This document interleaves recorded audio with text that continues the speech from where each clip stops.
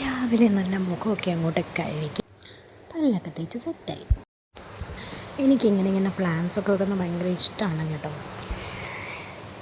പിന്നെ അതാ നേരെ കിച്ചണിലേക്ക് വന്നു, ചായ ഇടാൻ പോവാണ്. ചായ ഇല്ലാത്ത ദിവസം എനിക്കില്ല. ഞാനൊരു ചായ ലവറാണ്.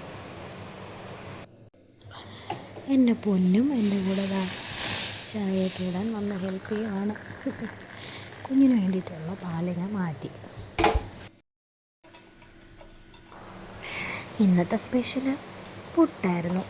നമ്മൾ ഉതിരെന്ന് പറയും, ഇങ്ങനെ മൊത്തത്തിലിട്ടിട്ട് ഇഡലി തട്ടിൽ വെക്കുന്നതാണ് ഉതിരായിട്ടാണ് പുട്ടിനെടുക്കുന്നത്. പിന്നെ ചിരട്ടപ്പുട്ടും ഉണ്ടാക്കാറുണ്ട്. പക്ഷേ ഇന്ന് ചിലപ്പോൾ അങ്ങനെ പ്രത്യേകിച്ച് പെട്ടെന്ന് ടൈമൊന്നും കിട്ടിയില്ലെങ്കിൽ ഞാൻ എല്ലാം കൂടെ ഇതുപോലെ വാരിപ്പറക്കി ഇഡലി തട്ടിനകത്തിട്ട് അങ്ങ് പുട്ടാക്കും. പിന്നെ ഈ ഗ്യാപ്പിൽ ചോറ് വെക്കാൻ വേണ്ടി വെള്ളം കൂടെ വെക്കും.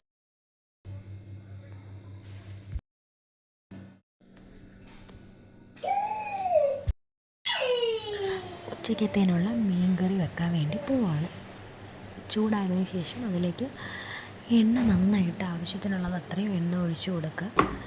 പിന്നെ അതാ ഇഞ്ചി വെളുത്തുള്ളി സംഭവം എല്ലാം കൂടി ഇടിച്ച് സെറ്റാക്കിയിട്ട് എണ്ണ ചൂടാകുമ്പോൾ അതിലേക്ക് ഇട്ട് കൊടുക്കും.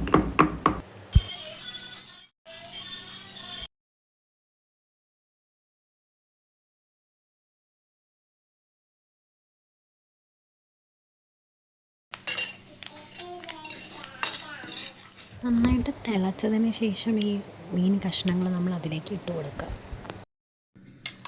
മീൻ കറി വെച്ചിട്ട് കപ്പ ഇല്ലെങ്കിൽ ഒരു രസമുണ്ടോ? കപ്പ വേവിക്കാൻ വേണ്ടിയിട്ട് കപ്പയൊക്കെ വെന്ത് ഗൈസ്.